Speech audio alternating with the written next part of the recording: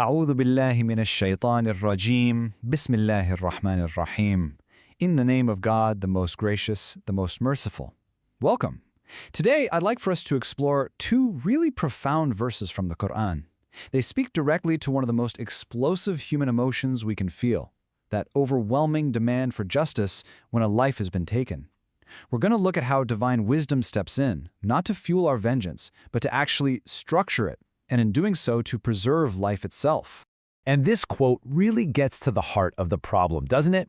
When we're wronged, I mean really wronged in a profound way, our sense of justice can so easily curdle into something else entirely.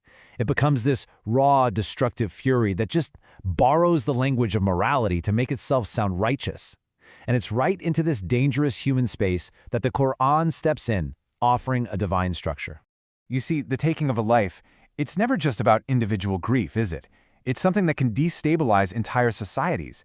That pain just spills outward, and it becomes this thirst for retaliation that can ignite these awful cycles of violence, sometimes for generations. And this is the chaos that these verses are speaking to, directly. So it's so important to understand this from the get-go. The Quranic guidance we're about to look at is not a call for more bloodshed, not at all. It's the exact opposite. It's a divine intervention designed to break that destructive cycle, to provide a clear limit, and ultimately to protect the whole community from tearing itself apart. Okay, so let's dive into this. We're going to start with the outer, the societal solution first. The verses prescribe something called Qiṣāṣ, and you can think of this as the legal and social framework that's designed to contain that fire of revenge.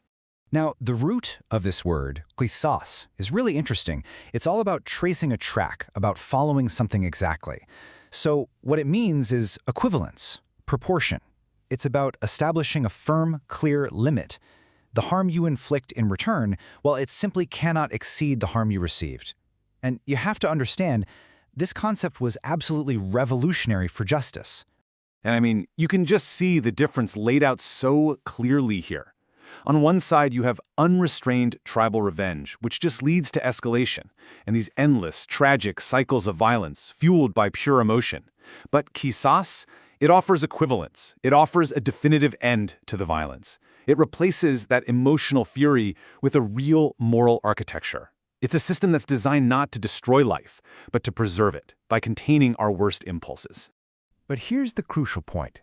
This isn't just some cold, rigid law. The whole thing is framed as a mercy from God. And this is just so beautifully illustrated by the fact that even in the context of murder, the Quran refers to the offender as his brother. Think about that. Justice is demanded, for sure, but their shared humanity is never erased. And this is what keeps the door open for pardon, for compensation, for a path towards healing. All right, so this is where we make a turn inward. If the outer law, Qiṣāṣ, is designed to restrain society from spiraling into violence, then what's meant to restrain that anger that burns inside of us? This is where we get to the inner, or the batin, meaning of these verses. And this question, it really takes us out of the courtroom and right into our own hearts. It's asking us to apply that exact same principle of Qiṣāṣ, that principle of exact proportion and having a limit, not to others, but to our own inner reactions. You know, the Sufi masters, they understood this so deeply. They knew that the ego, our nafs, when it's wounded, it doesn't actually want simple justice. No, it wants victory. It wants to restore its own feeling of superiority. And as the great scholar al-Qurṭubī pointed out, if we don't practice holding ourselves to a precise account, we will always demand more than what's fair from other people. So let's look at this a little closer, at this idea of life within the limit, and see what we can learn from the wisdom of the masters. I mean, think about it. When we're wronged, our ego immediately starts to edit the story, doesn't it? It magnifies the harm done to us. It minimizes any part we might have played, and it frames us as the perfect, innocent victim. Inner Qiṣāṣ is the spiritual discipline of just refusing to believe that exaggerated story. And what's so fascinating here is how Imam al-Ghazālī diagnoses this subtle shift. He warns us that our anger so often starts from a genuinely noble place, a zeal for what's right.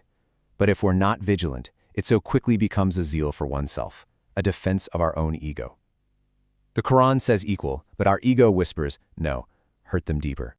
Remember how the Qur'an says, "And in Qiṣāṣ there is life for you"? Well, the spiritual master Saul al-Tustari had this incredible insight into that. He understood it to mean that life literally returns to our own hearts when we accept the limit. When we finally let go of that unchecked resentment and we stop replaying the injury over and over in our minds, we stop suffocating our own souls. By choosing the limit, we allow something inside of us to become steady and balanced and alive again. And this idea just brilliantly illustrates Ibn Arabi's view that this principle of balance is literally woven into the fabric of existence itself. He taught that the harmony of the entire cosmos depends on proportion, on measure. So when we respond with excess, with more harm than we received, we don't just create an external imbalance, we actually distort our own spiritual form. Justice is what restores our symmetry. Okay, so let's see how all of this builds into a really practical spiritual path. Because the verse itself, it points us upward. It starts with a foundation of justice, but it gestures towards something even higher. It's not just a flat choice between revenge and forgiveness. It's more like a ladder. So the first step, the absolute foundation, is justice, Qiṣāṣ. And that is your right. But the Qur'an encourages us to climb higher. The next step up is pardon, or afu. This is where you release your right for the sake of mercy. And then the highest station, that's ihsan, or spiritual beauty. And that's not just forgiving the harm, it's actively responding to it with goodness. But here's the key. You can't just leap to the top. You have to first have a deep respect for the foundation of justice. So what's the takeaway here? Let's just bring this into a moment of personal reflection.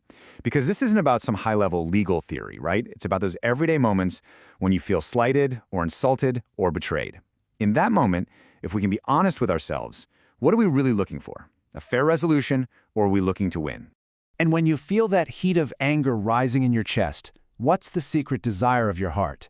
Is it truly to restore balance, or is it to find that little bit of satisfaction that comes from knowing you've landed a heavier blow?